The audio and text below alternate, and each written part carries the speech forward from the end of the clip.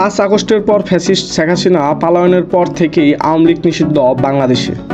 কিন্তু বর্তমানে অনেক সাধারণ ও নিরপরাধ মানুষকে জোরপূর্বক আওয়ামী লীগ ট্যাগ ব্যবহার করিয়ে জেলে পাঠানো হচ্ছে।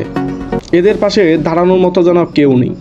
তারা দিনের পর দিন আদালত প্রাঙ্গণে ঘুরে বেড়াচ্ছে ন্যায় বিচারের আশায়। এমনই একটি ঘটনার শিকার হয়েছে জামালপুর জেলার সরিষাবাড়ী উপজেলার 3 নং ডোয়াল ইউনিয়নের চাপারকোনা পূর্বচর এলাকার বাসিন্দা মোহাম্মদ মনিরুজ্জামান মনি। একই এলাকার দুই গোষ্ঠীর মধ্যে জমি নিয়ে বিবাদ চলছে দীর্ঘ 2 যুগ ধরে। জমি দখলকে কেন্দ্র করে শুরু হওয়া এই বিরোধের জেরে প্রতিপক্ষের লোকজন কোনো এক পক্ষকে ধরে মোহাম্মদ মনিরুজ্জামান মনিরকে আওয়ামী যুবলীগের সিনিয়র সহ-সভাপতি হিসাবে মিথ্যা পরিচয় দিয়ে তার নামে মামলা করে এবং পুলিশ তাকে ধরে নিয়ে যায়। এখন সে বর্তমানে জেলে অবস্থানরত আছে। স্থানীয়দের মতে তার মতো ভালো মনের মানুষ এবং ভালো মানুষ পাওয়া খুবই কঠিন। লোক ছিলেন, উনি কোনো দলের সাথেও সম্পর্কিত না, কোনো আওয়ামী লীগের সাথেও সম্পর্কিত নেই, সে তার আওয়ামী লীগের সংগঠনের সাথে কোনো সম্পর্ক তার নাই। ব্যাপারে একটু ঈর্ষান্বিত হয়ে তার বিরুদ্ধে একটা ইলিগেশন আইনে তারপর তাকে ধরাই দেওয়া হয়েছে। উনি একজন ভালো মানুষ, উনি আমার চাচাতো ভাই।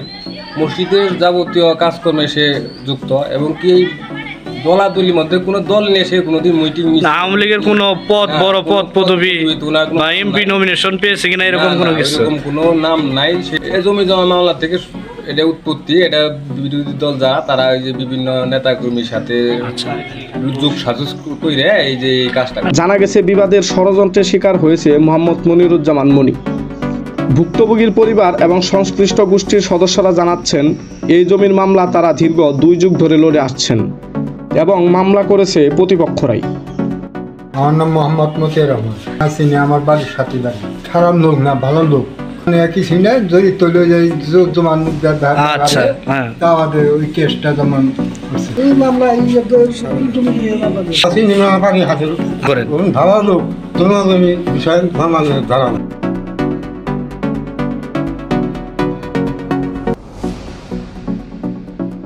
স্থানীয়দের কাছ থেকে আরও জানা গেছে আওয়ামী লীগ সরকারের সময়ে বিবাদের অনেক সদস্য আওয়ামী লীগের মিছিল মিটিংয়ে অংশ নিত এবং সরিষাবাড়ির সাবেক এমপি রশিদ প্রিন্সিপাল নির্বাচনের সাথে তারা সংযুক্ত ছিল।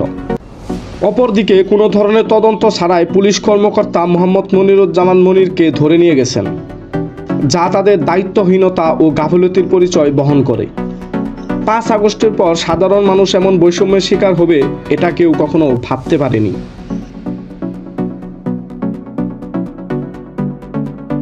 স্থানীয়দের এবং তার পরিবারের দাবি পুরো বিষয়টি সঠিকভাবে তদন্ত করা হোক এবং এতে জড়িতদের উপযুক্ত শাস্তি প্রদান করা হোক।